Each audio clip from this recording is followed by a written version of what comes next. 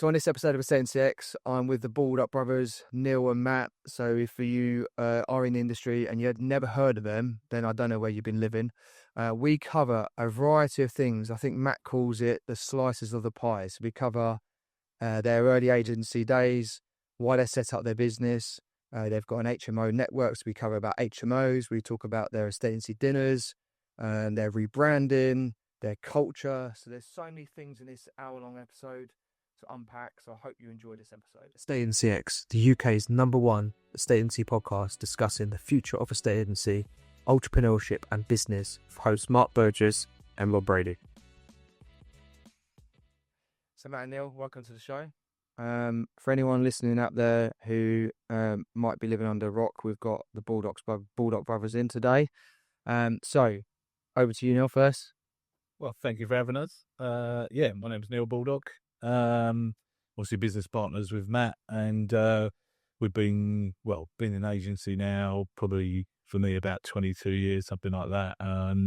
Had a bit of a break in my career and was a police officer for 6 years as well. We've been running Charles David Castle, which is our agency, for about 14 years now, I think. Nice. Me, I'm Matt Baldock. You did this, I used to do it first. It's usually Matt and Neil. I'm lost now. Like usually, it's taking my thunder. Yeah. I'm Matt. Oh, yeah. But I'm Matt Baldock. I am the older of the Baldock Brothers, which not a lot of people. I think you look more youthful, mate. It's wango, but and he's I got looks, he got height. That's the way we go with it. So yeah, I've been an agent for about 24 years, solid straight the way through corporate into then owning our own. I never became a policeman. And what's your setup at the moment? So sales, lettings, property management. For anyone who might be listening out there, has just newly come across you. Yeah, there's still thousands of agents out there who don't necessarily know. Yeah, cool. So network with anyone out there. Yeah, so the agency is called Charles David Castle. We're based in Chelmsford in central Essex. Full service residential sales, residential lettings, property management, and also HMO specialists, as well as the agency. We have a business, Baldock Brothers, which is a consulting business to help other agents. Yeah. And we own the HMO Network, which is like the Federation of Independent Agents, but for HMO specialists. Nice. Doing that one. So many fingers and many pies, yeah? One. So everyone says that. 20 fingers in the only pie. We always say it's one pie with lots of slices. Yeah, I like that. So let's unpack how I like to go back into. Let's unpack how you got into agency. So first day of the industry, what was that like for you? Let's pull people back into what agency used to look like. Yeah, it was all right. He got me into it. Yeah, to be honest. So I was always I was just into sales. Like when I left school, I was into retail and selling camping gear. Actually, was what I did. And then, Matt said, "Come and have a look at this." So I went to work for Your Move at the time. I think you were in Chelmsford, weren't you? And I was over in the Bishop Stortford branch. Yeah, and loved it, mate. I got suited up, drove down there. Picked up the phone and got to speak to loads of people, so that was good. and that was early 2000s. Then you said 22 years. Yeah, it would have been like probably 2002, something like that. 2002, 2003. Yeah. Yeah, I was a couple of years old. So I went to university, still an all degree. I walked out my last exam early to go to a barbecue, which my mum is still sorting out. Fashion of a you had a police officer in law, and They could have gone far. Yeah. In Chelmsford, there's one road, as there would have been in many towns with like estate agents road. Yeah. I think I didn't really know what I was up to, so I think there's a pub there I was probably going to. Saw a guy sat in the front window in a shop, so reading a copy of The Sun. Thought it's weird. A few days later, walking down the road again, probably go back to the pub, and the guy's like there again, copy of The Sun. I thought agency must be easy, so I printed off the CV, delivered it to all the agents up and down, got hired as a junior negotiator. Got set. They didn't have enough room for me in the front office, so I got kind of set around the corner facing a wall. Got given an applicant box back in those days. Yeah, so the applicant box. Got told to make 5 viewings with no problems whatsoever. But can you just let me know what viewing is? And then from there, I think within 3 months, everybody had left, apart from me and the branch secretary. We had secretaries back in those days. So then it was like I had to go out do the listings, do a lot, real kind of. Oh, was that your move? No, that was it was Spice of my coal, Spice of Heart. Thing there. So there, from there, one of the guys that had left asked me if they go and work at Your Move. So I went to Your Move and that's how. And then Neil wanted to get into it. So okay, that's where the link was. 'Cause I was about to say, like, he must have sold you down a river, mate. If he told you to join this industry where he sat at a wall, not knowing what a viewing is, and said this is the best thing ever.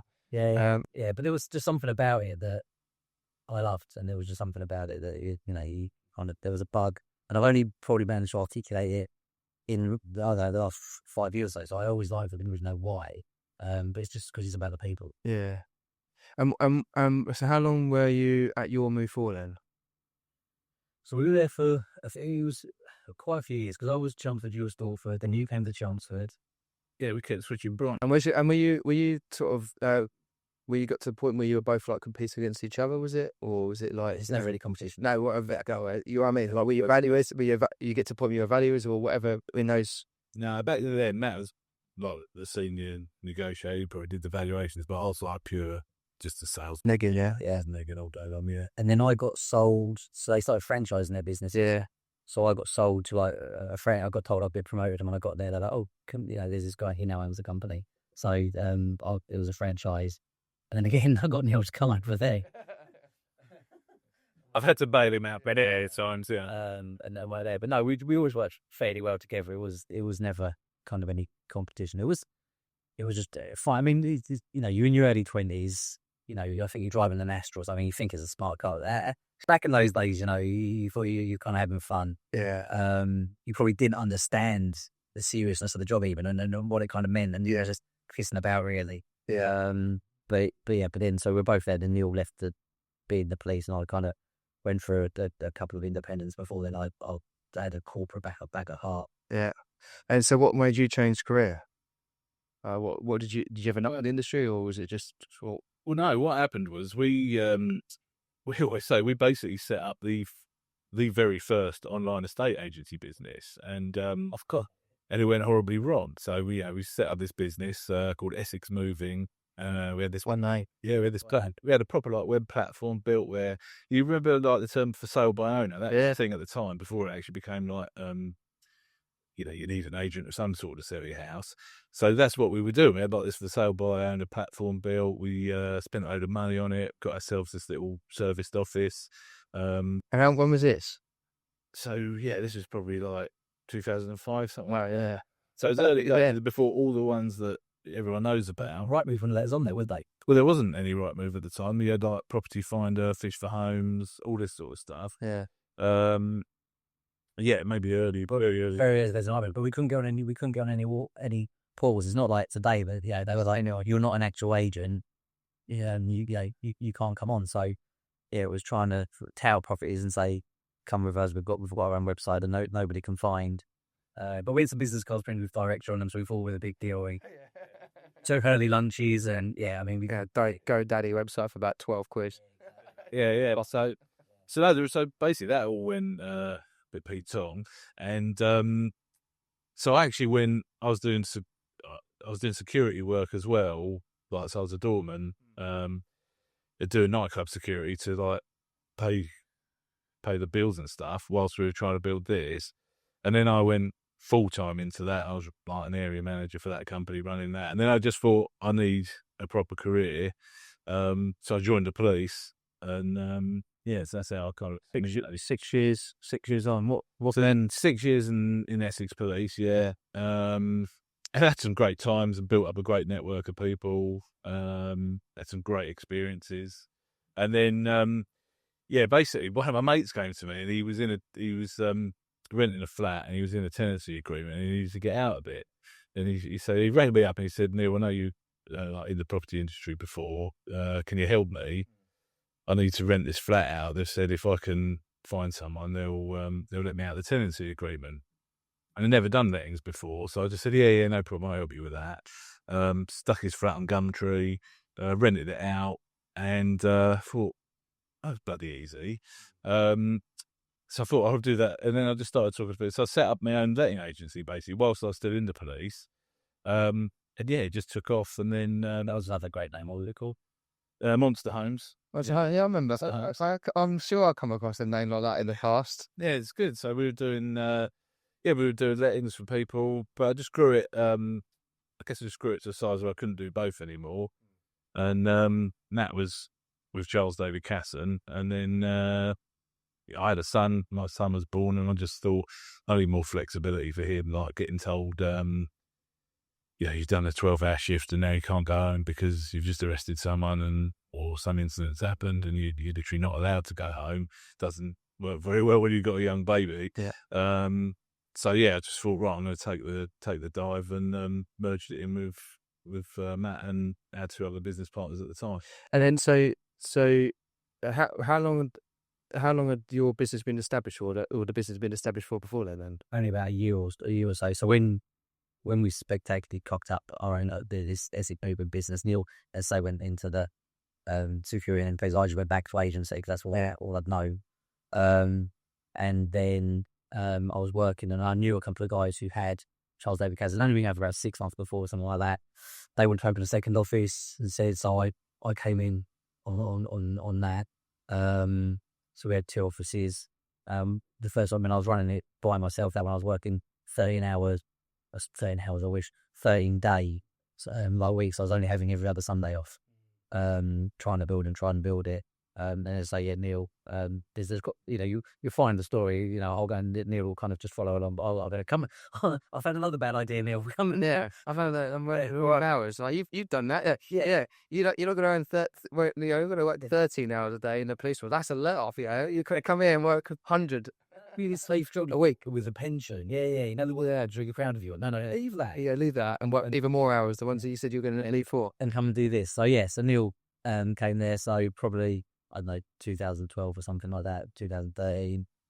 And then 2014, we bought the other 2 business partners out. We sold the lettings book to a corporate, and we transferred back to Chelmsford where we've always lived with a handful of landlords that Neil had originally, and started again, really. So it's a bit of sometimes what people will say, when did the company start? Me and Neil will often, because Neil gives the factual answer, and sometimes even though we had it through 2011, I look at 2014 as our real start again. Yeah, like a reincorporated. Yeah, so reincarnate. Yeah, reincarnate. That was just me and him back in Chelmsford where we live, where we always know, and kind of, not a completely cold start, because we did have a handful of landlords, but a complete cold start in terms of sales. We hadn't done any sales over there, so actually kind of. And so you've been in the industry almost like 14 years, wasn't it? Probably. Yeah. You were 12 in it. Yeah. You had done private lettings, police work, in that period of time.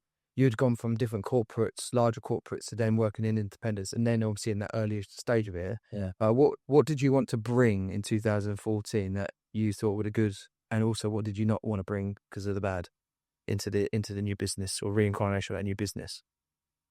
I was massive. What I didn't want to bring, which is maybe short side. I was massively against mortgages, like cross-selling.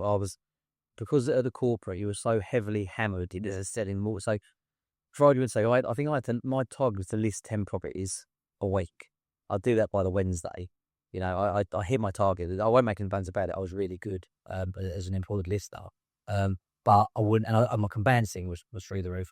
I would never hit my mortgage targets. And so rather than being like, brilliant, you've smashed this target, smashed that target, it was always, that's not good enough. Yeah. And I don't know if I had a bit of PTSD. And so when I kind of was my own business owner, if you like, I was like, we're real estate agents. We're here to sell houses, nothing to do with mortgages, Yeah. You do see, now it's a case of, it doesn't have to be this or that. It can be and, we have a mortgage referral situation where you can do it properly. But at that time, I was very much like, we're here to sell houses. We're here to help people on with their life journey. I don't want to get involved in that bit.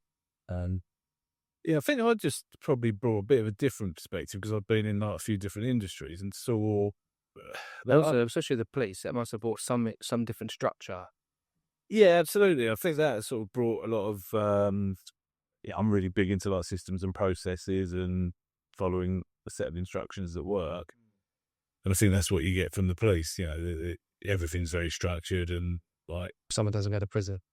Exactly. Yeah. Otherwise you risk someone down. So, well, that's the thing. We say, you joke about it, but we have a saying in our property management department, people start panicking over a washing machine breaking down, and they'll walk in and say, "Has anyone died?"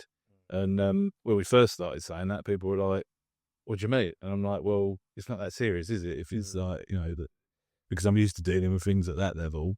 So someone's washing machine breaking down, they need it fixed right now. It doesn't really bother me. It's a problem. Yeah. You identify what the problem is and then find the solution. So I think where a lot of people start as an estate agent and then become a business owner, I think I'd seen, especially in the security business I worked for, I'd sort of almost shadowed the owner of that. He was like a bit of a mentor to me at the time. So I kind of brought some of that business expertise, and where we messed up in the past was getting too many overheads too quickly, and not running it like an actual business. Yeah. And that's kind of what. So I don't think I had like a crusade to change the estate agency world.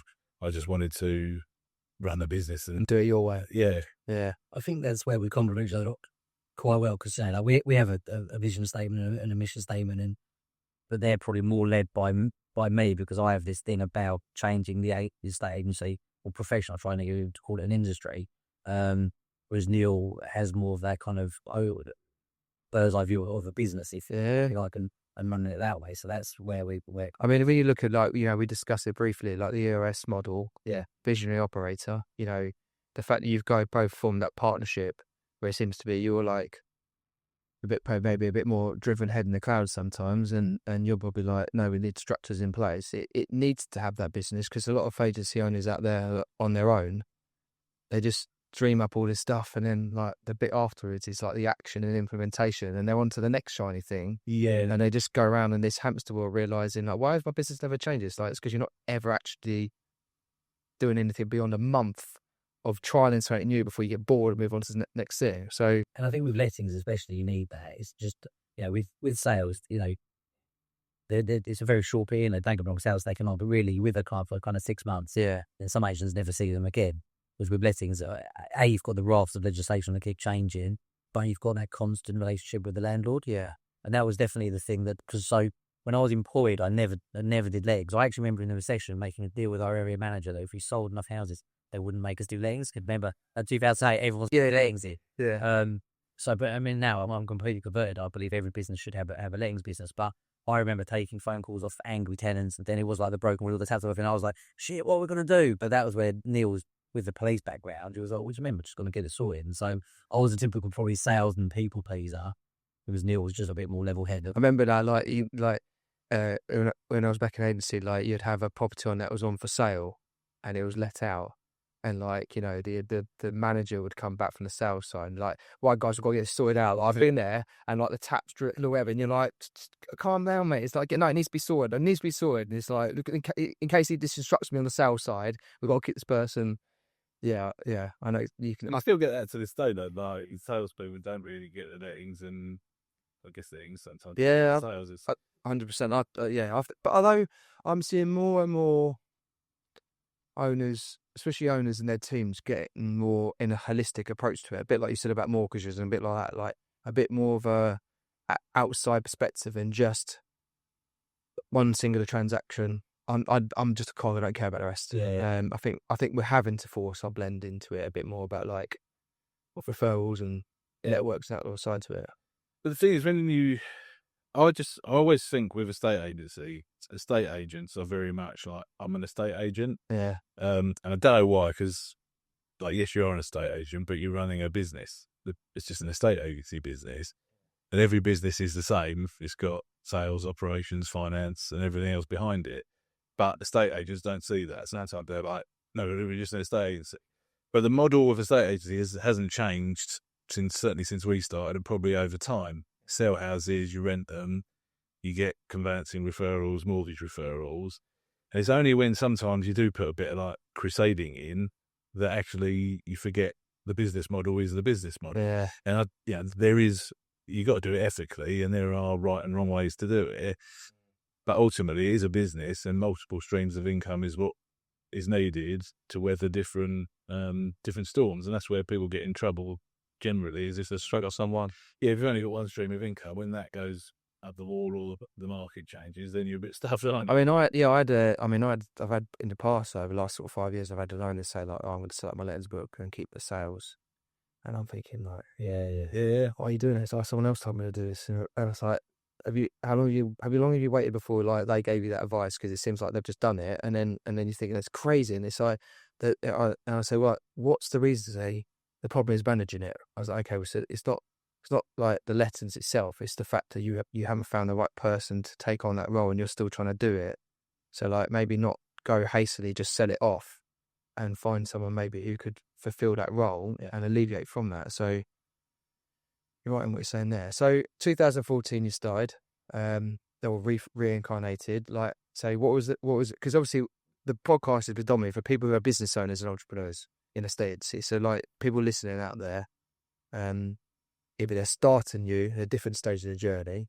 You're more established now. You know, the guy we had on before was 11 years. Some people we've had in this podcast have been like just literally started out. So like that 2014, what did it? You said it was like fresh back to the area, fresh approach to all of it. So what did that fresh approach look like for you? Was it a case of like having to still knock on doors, hustle the business? Yeah, most definitely, because people knew Matt and Neil, but they didn't know Charles David Cass. Yeah, exactly. So it was. I mean, we were really early on Facebook, so we've pretty much built the business on Facebook. And don't get me wrong, now I know there's like, you know, you're on Instagram, but we still maintain there's loads of business out there. Facebook, I think Facebook called it a bit old fashioned. Yeah. Or people think it is, but actually there's still loads of business there. So we were really early on that. But yeah, I've always been, I think it's maybe my corporate upbringing, I've always been a touter. I don't really like door knocking, don't get me wrong, I've done it in the past, but I used to, when I was at Yorming, I used to train other agents on the old business card through the door, please call me about your property, and what to say after that. So that was my weapon of choice, was just a business card through the door, handwritten letter. Less evasive. Yeah, something like that. So yeah, we had to do that. And then the other thing we got into really early on, I think, and agents are doing it now, but only for the last couple of years, is actually like networking. Yeah. But so we went to the breakfast networking groups. I mean, we still go, been doing them for a long time. And again, it's like we say about things don't have to be this or that. They have been, you know, you want quick money and you need to play the long game. Yeah. And networking is very much the long game. 100%. But I guarantee any agent listening to this in 2 years' time is going to be sat there going, I need some listings. So that's why it's that, you know, they all say the best time to plant a tree 30 years ago or today. So your door knocks, your touting, whatever can get you quick money in, but your networking was the. And and you said it was your private. So like, what's this? Because I 100% agree with that. I was a chairman of a networking group that we built up as an independent one. And people say to me like, why did you get up at like 5 o'clock on a Tuesday morning and go to that? Like, what'd you get out of it? Did they pay you? It's like, no, just go to it because of networking with people. And then that led me on to like, so many different avenues. Right, you know, I became a bit of a business improvement district off the back of it because a guy came presented there. Hadn't I got to that, I'd never been in that position. And other circle people. So what would you say? Like someone listening are going, yeah, I like that idea, but nah, it's like virtual now, and I can probably do it. Like, what's the size of the group? What does it deliver to you? Because I've got a friend who's not too far from you. Actually, he does sort of BNI networking. Yeah, well, we go to two different. So I was a BNI. That's how I started networking. And one of the things I would say to people is, yes, one, it's about obviously sowing the seeds and getting some business out of it. But actually, I think if you looked back, I don't know, 10 years now is probably when we started networking.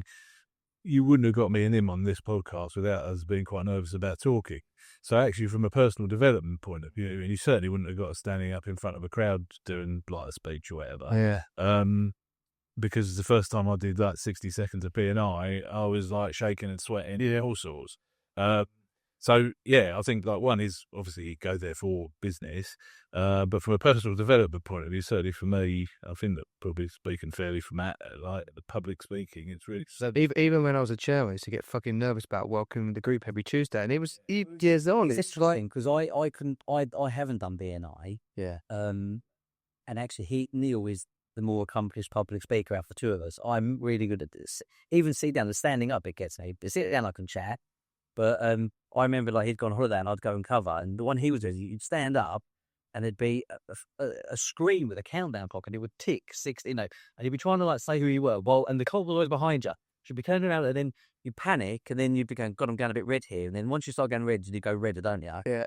And then they'd had this awful buzzer that as you'd be would kind of go off. So keep the meeting moving, haven't you? So yeah, I think maybe maybe it's the police and the rules. And again, don't get me wrong, we can both do sales and lettings, but predominantly he's much more the legislation guy than I am. So maybe he enjoyed that. Because I'd be like, I can't do this, mate. These guys are fucking mental. But then he'd come to the ones that I'd go to. I mean, mine are groups of about 20 of us. And he'd go, you're all just pissing around, you're just kind of having a laugh. But I mean, it's the same format. You do a rough, they call it 60 seconds, but if you go for 2 minutes, no one's shouting at you. Yeah. Whereas Neil's was a lot more formal. I was like, this is just a social. Where's the business? That was like my networking group, mate. Like, we didn't like no one. Everyone who had PTSD from BNI came to our group, and I was just like golf days, a piss up to France once a year, like those sort of things. I definitely did mine because I remember doing it for a year, and then you get the renewals run, and I hadn't got a single piece of business out of it. Yeah. I thought, and then I did renew, and then all of a sudden it came. And then it's a bit like a snowball effect. Once they start to know you, and then someone uses you, it goes on and on. But the flip side is, it's not just the business you can get.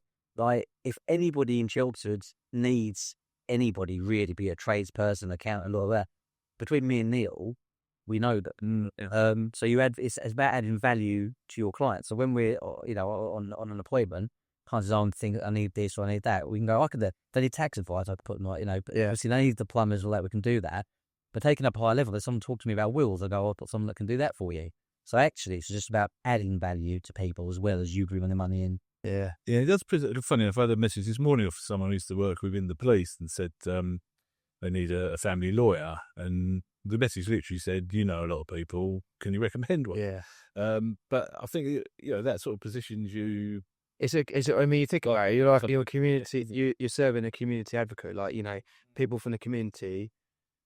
You're like, it's equivalent to like the human version of Yellow Pages now, isn't it? Yeah. Like, someone comes to you and goes, "Oh, there's that guy," and that's like I completely relate to that. Like, it's only when you spend that commitment to it.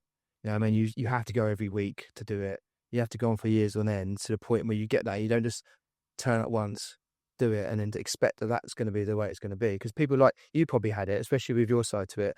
You might have new members join, and then someone said to them, "Oh, they do lettings and sales, like, and it's like a painter and decorator." It just like, can you give me work next week? And you're like, I don't know you, mate. Like, I need to get to know you because you might be really shit, and I'm not going to put you in any of my properties. And some would go off, and then some you'd have these amazing relationships with. I mean, when we had this cleaning company that turned up, and just a couple and their one child, and they end up becoming our main cleaners for them. And like, to them, it was like 3 years down the line, it's like, access to a 750 property portfolio. They're the first person we go to, but it was only because they were really good at what they did. Yeah.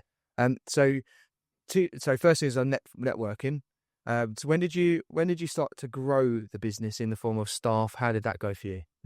Can I just be a real pain in the arse? Let me go back to one more thing. Yeah, of course. You mentioned the word community, and that was the other thing. And because me and Neil both had children, got the kids at school, so we built by being fully in the community. And the only reason I want to lay that point is I think there's a lot of agents out there that get sponsorship and being in the community completely confused. Like, don't get me wrong, yes, we put boards out advertising fates and stuff, but we actually went to the fates as well.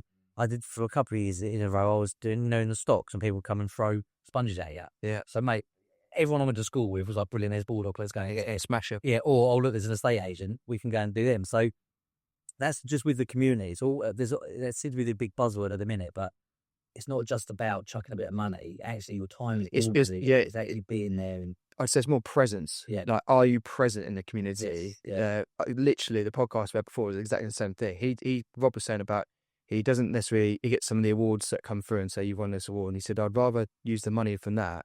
And he's partnered with a local charity for years. And they have sick children on sort of end of life.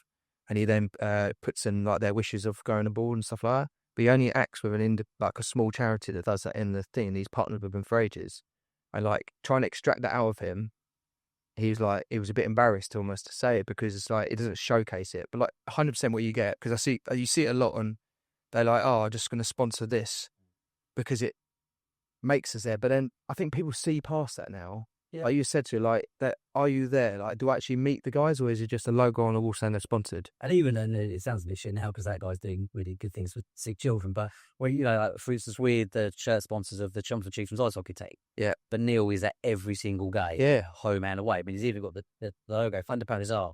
Well, if you was, this is what he's got to tell you. Like, we sponsor my kid, one of my children's football teams, but I am at every game, and you're on the. But those are the grassroots sponsors, because really, when you look at it, they are small. It's like, you could try and go big, but like those are the ones that actually mean something, because it's like, the kids have got a brand new shirt. Have you ever been a child that's like got your handy down second, third season that stink? And that's Like so that is it. Yeah, it was a brand new team. So in reality, the reason I did it was a brand new team, and I wanted my kid to have a nice kit. But we've already listed a house, had valuations, and again, you're just being present. Yeah, you're right. So and then back to what I originally said around like the growth of that. So it's just you two set up, start going to networkings. Like, what was it like in the first sort of 5 years of like growth? Did it all go smooth? Did you recruit some people and thought, fucking hell, what have we done here? Yeah. Well, our old recruitment policy, when we started, so it started out, it was just me and Matt. I was doing the lettings, he was doing the sales, and there was a lot more than just the networking going on, like the touting and content and stuff like that. I think we were quite early adopters of the content marketing, actually. But our recruitment strategy was, do we like you? Or would we like to go for a beer with you? Yeah. And if you qualified for that, you joined the firm, and then we'd work Join together. Sounds like something. Our office was based on Primfield Road in Chelmsford. It's got the Ship pub, which is like one of the most traditional, still like proper pub, Drinkers pub, yeah. Drinkers pub in Chelmsford. It was like 10 doors down the road, so we'd be down there every weekend. So we wanted people to work with us that we could go down there with. But obviously, and especially running a lettings business, we soon realised like, freaking heck, it was chaos. We were doing all these deals, and there's no one to like sort it all out at the back end. Yeah. So then we changed to like, no, actually, we need to start recruiting some people that we hired up everyone we don't do, and we had to fire us, mate. And that was the bit that's probably one of the landmark moments we thought, yeah, we can't do this anymore. I mean, we're not mates anymore. We don't speak anymore. But we had to, without being too frank, to keep a business going. We had to, because just things were down right, so we had to kind of fire our best friend. And at that point, I think we probably realised that we need to take this hiring more seriously. And what was that next step then for that? Because how many people you got now that work for you? Around 13. Yeah, so like you've gone from Yeah, we went into the pandemic with, I think, 6 of us, and we came out with 17. Yeah, wow. And we've kind of gone down a little bit as we can automate and do it. We haven't actually. It's just when people have left, we've kind of thought, do we need to replace, or can we, do something else? I think we just looked at skill set over personality. We realised, we've done disc profiles on ourselves and things like that, and we realised we needed people at the other side of it. We needed people who could do, to be honest, if we live here and I found them quite boring, then I thought, well, actually, they might be quite good, because I'm not going to want to just spend all my time with you, but you can probably do the job. Yeah, I guess we realised we don't actually need another person to make some more sales, or we needed someone to straighten out this stuff, because we were really good at selling stuff. Yeah, I do that. So but no good at like tidying it all up also, and that's still the case today. Yeah, that's why we need our team. You realise what your skill sets were and your strength, and what the shit. And I see what we've realised, not even necessarily early on, but we've certainly learned over the years is property managers, or we call them portfolio managers, are worth their weight in gold. 100%. And because we've used to do that, we've kind of saw our mate, he did it for a bit, and we'd always hiring cheaply is a false economy. And I guess it's easy to say that, because if you're sitting there, you just started a business and you don't have thousands in the bank and you need to hire. So one thing that we got taught really early on with stuff was if you're doing, I don't know, a 30 grand hire, you don't need 30 grand in the bank. You need about 9, because you should lose them after 3 months, if it's not working out. So that made it a lot more palatable and nice to hire. Yeah. But we did, we hired people with no experience sometimes, and we were like, it's really problematic. But what we do now, always, our property managers, we have to compete a bit with London wages because of where we're based anyway. But we always make sure we hire the highest caliber of them. And then, that works out really well. And what's the size of your portfolio now for that?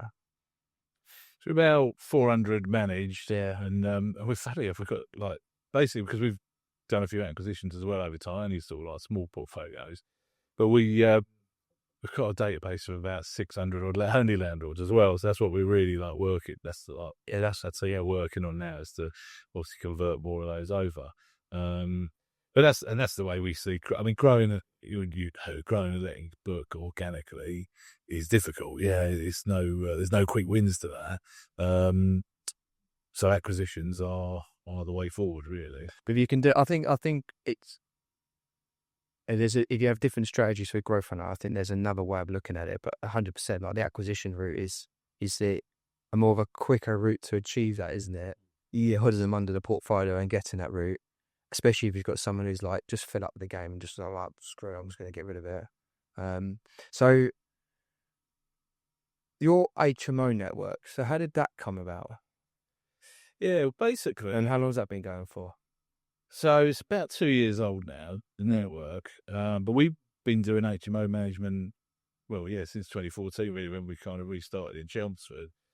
We got into that because I needed some letting stock, and a guy I knew had a load of HMOs that he self-managed and said, you can let my rooms, it was like 50 quid a go or something, which, they go near these days. Yeah, I remember that. But, you used to take a bit of stock just to get stock. You multiply already. Yeah, it's 400 quid. Imagine, but and you realize like, it's the hardest thing ever, isn't it? Yeah. But that's how we got into it, and no one else in Chelmsford. Like as soon as you mentioned the word HMO, no one would touch it. They'd send people to us. You get landlords coming in and saying, "Oh, so and so," and you can almost see them at the door, like if you're the wankers going, "Yeah, that's your problem," and we just lapped that. Yeah, like fine. But then obviously, we heard of like the Guild of Property Professionals. We're members of the FIA, Federation of Independent Agents. And I just said to Matt one day, there's nothing like that out there for like specialist HMO managing agents. And the other reason behind it was if you look back to when we were all sales agents, like we were on the ground floor and lettings was on the first floor when we worked at Your Move. And if a landlord walked in, he used to go, "Yeah, lettings upstairs, mate," and then you might carry on doing his enable. Yeah, nowadays you roll the red carpet. Yeah. Well, there's less and less investment going into buy to let, and there's more and more investment going into HMOs because it's bigger yields, etc. So if you look at it, that's like our vision is where we see you're now starting to see agents wanting to get into it. And what type of HMO network, like what type of HMOs would you say are in Chelmsford? Is it more private? Was it more professional? Professional, yeah. Because I know there's a different mixture depending on where you're in the country. Yeah, so they're high end, like professional. And are they? I know obviously, like are they? Have you got a type of one that you go for? Is it like, in your area, the stock commands a 5-bed, a 6-bed, a 7-bed? Yeah, it tends to be 5 or 6 bedrooms. 6 is really like the sweet spot. And then we are starting to see people building like 10 bedrooms and all sorts now. So and it's moving even more down like this whole co-living route and stuff like that. So and varies a bit. So we've got about 30 in the network. We've got 31 agents in the network. Starting down like Cornwall, going up to Liverpool. Wow, that kind of way. We've got some. We don't do student lets in our agent. We've got some that are massive on student lets. You've got some that bought huge. They build about 15 beds, big HMO. So there's a nice widespread for area, but it's kind of like by invitation. They have to, we do scrutinise the members, and not everyone can become a member.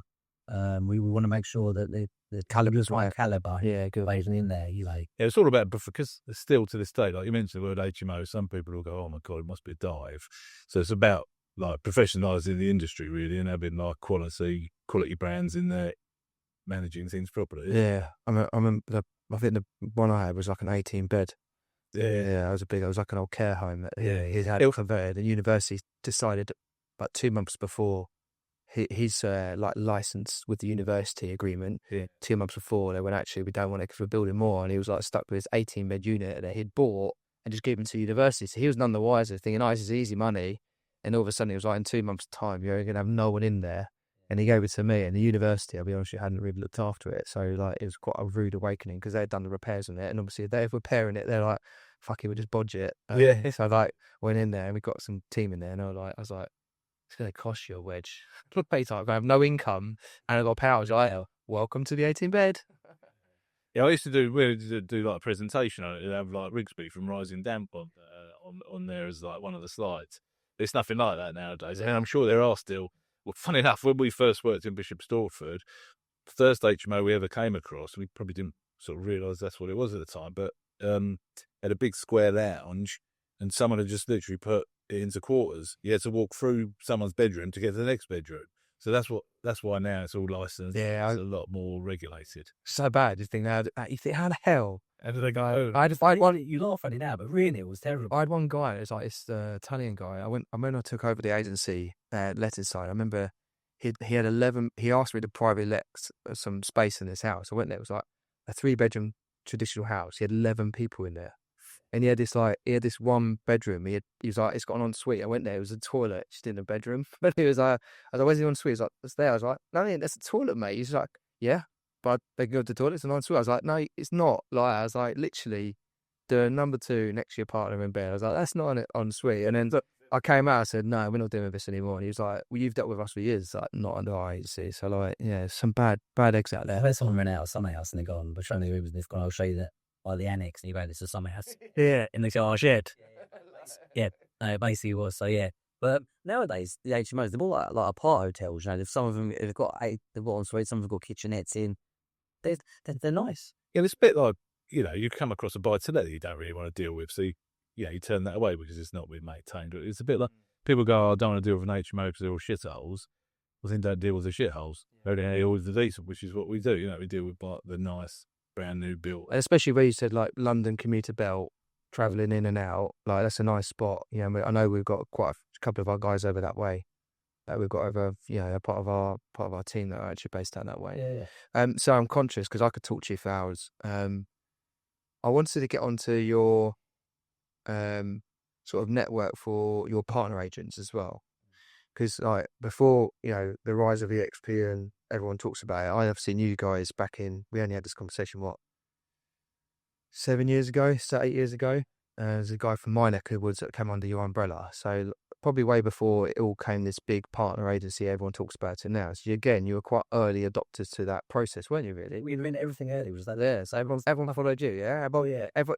You follow Matt, and Matt follow. Everyone else follows Matt, yeah. Yeah. So give us sort of a background of that for anyone listening out there. What does that look like for you guys? Yeah, so look, we got that very wrong to start with. Not so much actually with the chap we kind of both know. That went well, and then he went off and did his own thing under his own brand. But we recruited quite a number of agents at one point and did basically no vetting on them, check.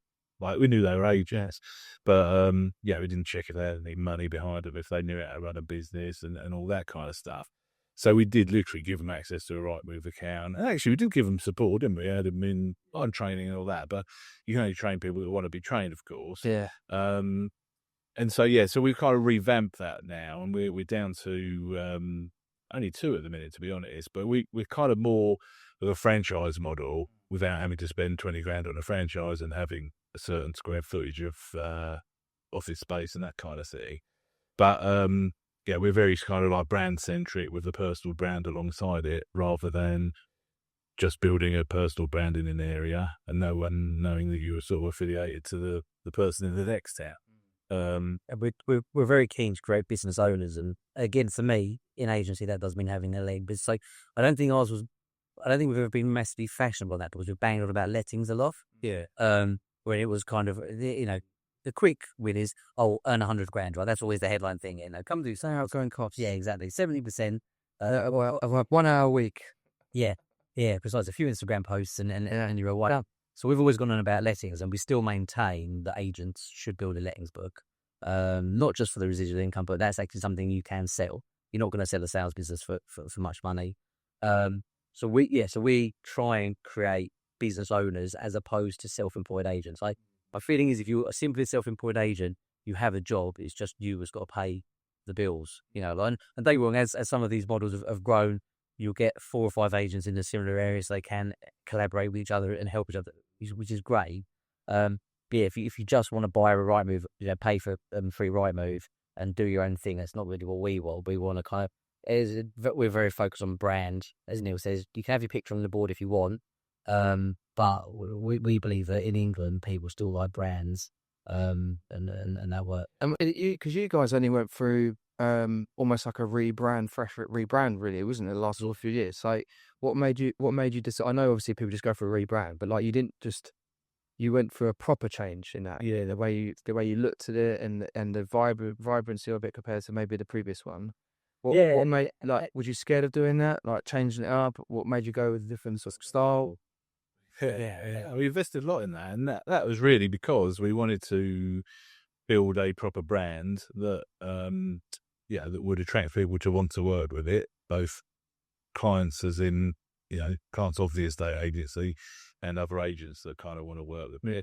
And yeah, we never had any like defined values before, did we? And things like that. We never had like a proper brand statement, values, proper brand guide. What does it actually mean? Heart and soul of the brand. Yeah, just a logo. Yeah, exactly. Yeah. And also, we just felt it didn't reflect us. So we're fairly forward thinking. When we'd go out networking, for instance, the way we talk about agency was a way that people hadn't heard or didn't expect estate agents to talk about it. So I'm a big believer in it. Being a part of people's life stories. Houses don't really interest me. The people interest me. Houses are the vehicle for their life story, and I talk about that. And people can't say like your brand's quite dated, like you talk, and so it doesn't really marry up. See that? So so we wanted to do something new, and we used Property Stream 2022. Brendan had a meeting with them in Manchester, and they came out with some. I mean, I'll be completely honest. It came out because we thought we had a meeting at 9 o'clock in the morning, so we got there the night before. Turned out the meeting was at 12, so we got pissed. So we turned up there to the meeting at 12:30, with him in particular hanging out of his arse. Pretty bad.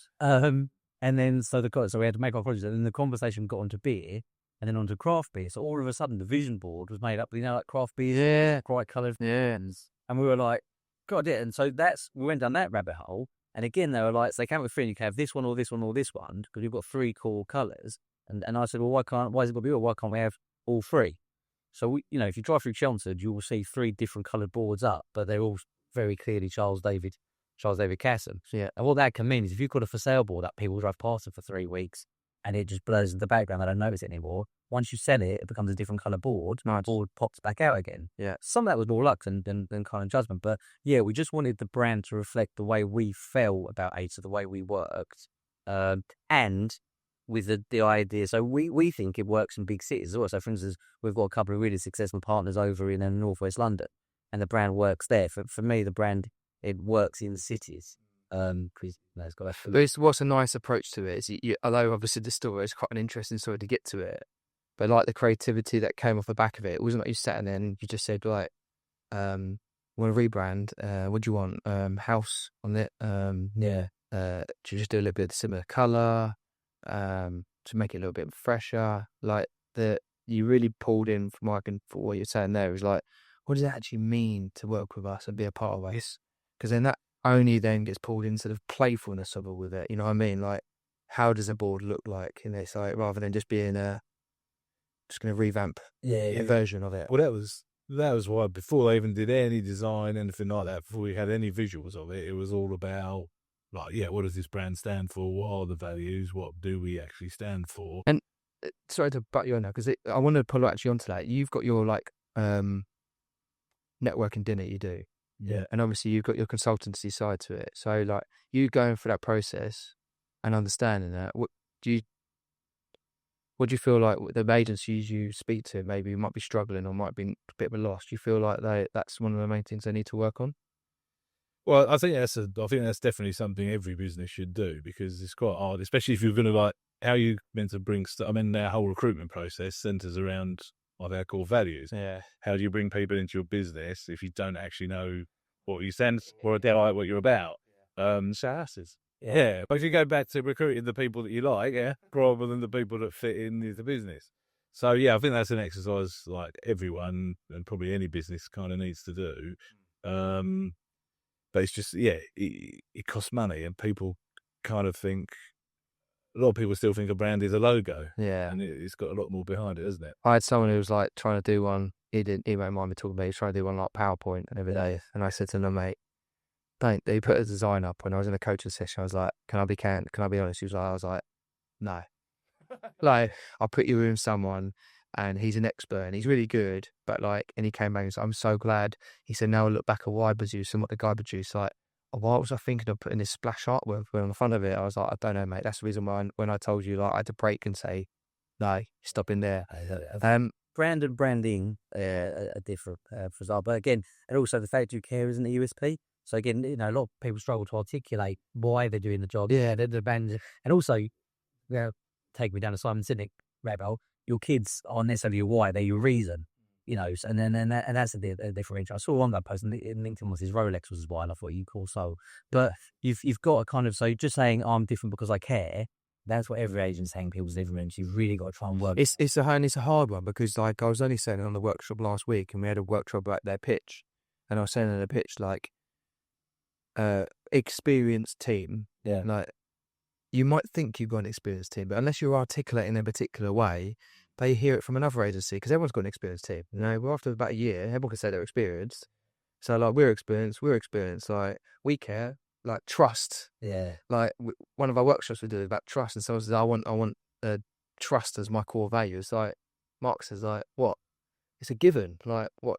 You're not going to be a trusting agent. Like people don't just do business with someone who says work with us because like you know you're not going to trust us. It's just a normal thing that you should expect. So it's good that you mentioned it because it, like you said, brand is two separate things, and it comes back to recruitment. So it's like nice to hear that you've gone down that route. So, your agency sort of dinners, you sort of mentioned before, you spoke to me about, when's that next one come up? Have you decided what that date is, or Yeah. So how does that sort of work for you? So they're always sent in advance. So me and Neil actually have to pre-book the hotel and guarantee numbers for an entire year. So I'll put this on LinkedIn before. Last year it cost us £3,000 because we book a minimum of 20 people. So if we get 22, we've already break even. Maybe me and him eat for free. But we've had one where there was 12 people, so I've paid for 8. Well, we've paid for 8 people's dinners. Yeah. But the next one's 21st of August. This year, every other month, they're always the third Thursday of the month. So it'll be and you know October, yeah, because I probably depend on when this comes out. It'd be nice for maybe link on the podcast for you to direct people to it so you can come on to it. Right, yeah, and that's like it's not. I can assure you, it's not a money maker. As I said, we've lost money on it, but it is just about giving agents a space to like decompress, basically. Yeah, 100%. Discuss challenges and just chat. There's no agenda behind it. No one's selling it. I mean, literally, we banned suppliers so that no one sold to. Yeah, I mean, I can understand that because I think especially if you think about you two as your journey and you're going back to when you started, and then like imagine if that was around for that period of time, just to sit down and it's maybe sit to someone who's been down that joke, like you versus like you meeting you 2 years later, and you go, don't fucking recruit your best mate. Yeah, don't do. If I'm recruit my best mate, nah. Yeah. I'll tell you about why. And or like I'm looking at doing my branding.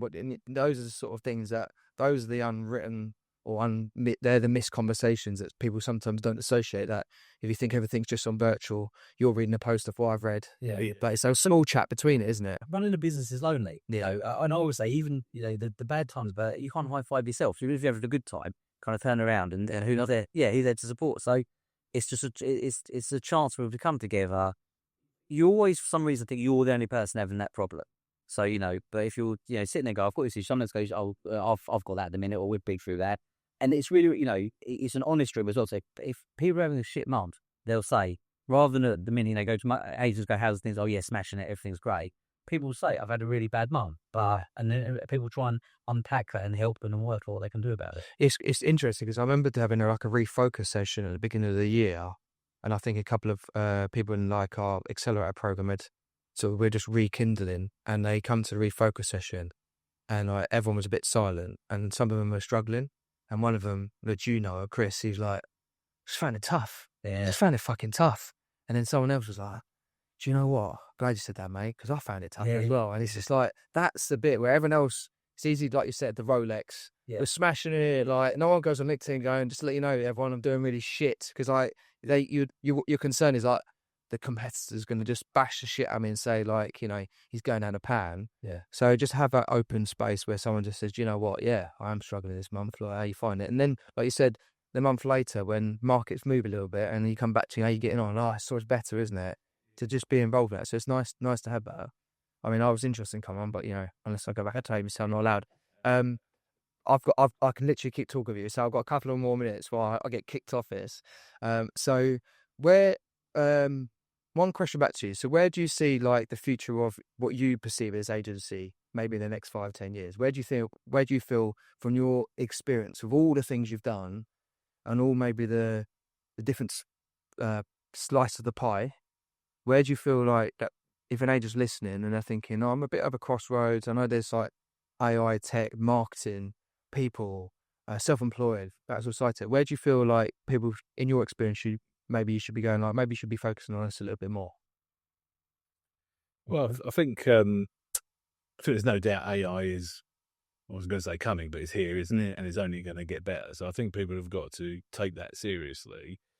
One thing I will say is I don't believe that this business will ever be a complete tech business. And I think you've got to have people and tech, and the tech should be used to speed up the people or allow those people to deal with more business. But we've had the online agents, and every one of them has failed, and they've failed for a reason, because it's an emotional transaction. And so you need the people. But what those people do need is the tools behind them to enable them to move faster and do more business. So I think we're going to see AI supporting the people if people learn how to. A bit like you said, you said you went into COVID with 6, didn't you? And you expanded to 11. And quite honestly, you said as people have decided that it's not the fit for them, or they decide to move on to new pastures, you've assessed it and gone, not run around going, oh shit, need another person to fill that slot. You've gone, could we fit that with marketing automation, a different process change?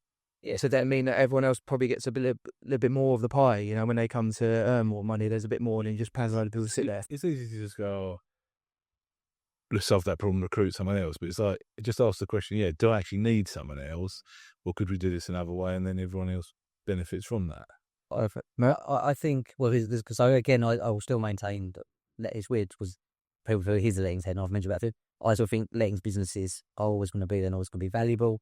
I actually think the tech and the AI could damage fees on sales a lot more than we're doing on lettings. But I think personal relationships are going to become more. So 5 years, 10 years, 100%. My belief is we'll be so used to speaking to AI in everything we do. So booking, buying anything online, booking restaurants, you're not going to get to speak to people. So actually having somebody come and sit in your living room, so it'd be a bit weird if they started touching you, but they're real and they're there. I think people value that so much more that actually will pay more for that. So you can almost have everything will be, but if you actually want someone with Neil's experience, Mr. Landlord, to sit in your living room, and then that's 15, 16, 20, that's bigger money. So I'd be looking at who I hire. And yes, you want to hire someone, but I'd be hiring on empathy. And I'd be hiring on their personal attributes, because I think when let's be honest, people sell houses because of divorces and because of deaths. They want someone who can understand that, not just put them into an automated process, because an automated process is going to say, oh, should we get this bit done quickly now? Like we do, we can have this automated thing. So when you exchange contracts, it'll send out an email. Congratulations. I'll make sure I stop for ones when it's a probate sale or a divorce, because someone's selling their mum's house. It's not congratulations. It's bittersweet. And actually, I think having humans that understand that will be really valuable. So I think your valuers, or whatever you want to call them, the people in people's living rooms, need to be upskilled in emotional intelligence as much as the technical ability. And that's actually quite a complex way to, it's great, but I think as we're moving with technology, everyone's becoming less emotional intelligent, aren't they? So if you can find those people, like you said, goes back to what you believe in your community, presence, what you believe in, why you do networking, you can see it, what you're trying to achieve within that. It's you actually connect with someone, then it's just being hi, I'm the value, I'm going to value how, see you later, blah, blah, blah. So actually, I want to know who you are and why you exist, and why are we going for this transaction over the next sort of 6 months. 100%. And even on that, something we do really simple that if agents want to take away. So if I go and value someone's property, if we list it, the team will then go and visit the property. Because A, they know what they're selling, but B, the owner knows who they are, because I'm not going to be phoning and making the viewings. I don't lie. I tell people, you won't probably speak to me that much again. I'm always about, you've got my mobile number, but, this is, Jordan and Federica, for instance, they're going to give you a day-to-day basis. They're going to come and visit you. Most other agencies, especially the corporates, they'll send the value around, sign it, he throws out, and you'll never hear from them again.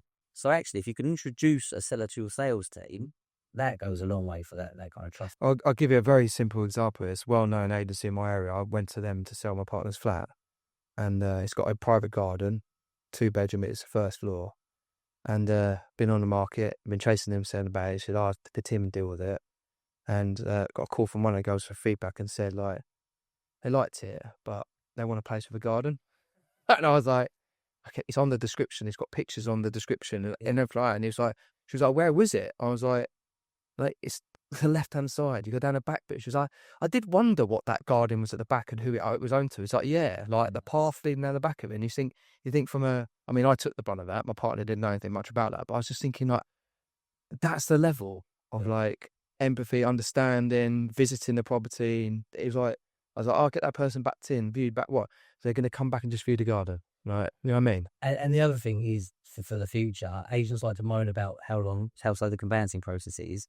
But if that ever gets changed, a lot of agents are fucked because a lot of agents justify their fee on the basis that they deal with all the sales progression. Yeah. So if that suddenly becomes digitalised and could be done in 4 weeks, you need another reason to justify your fee. So I'd have half an eye on that. I think, Matt, it comes back to what you said originally, like the branding versus brand. You know what I mean? Emotional empathy, like the community side to it, like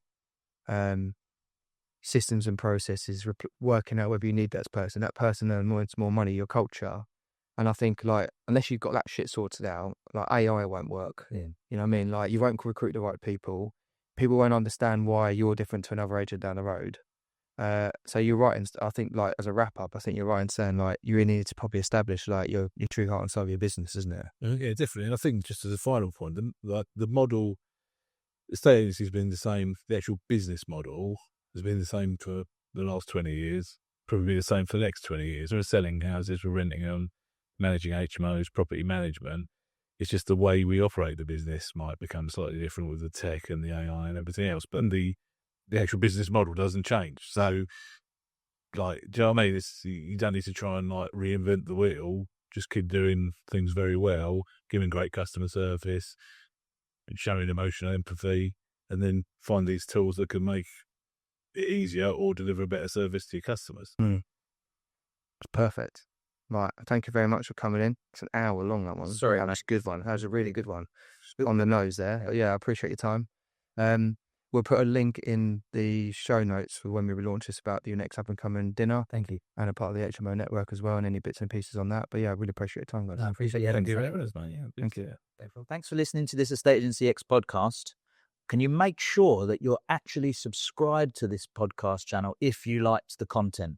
It helps us massively to get better guests, and it just helps us generally. So you might think you're subscribed, but just have a double check whatever your podcast platform of preference is, that you're actually subscribed, and then that way we can continue to grow the channel and get better and better guests for you.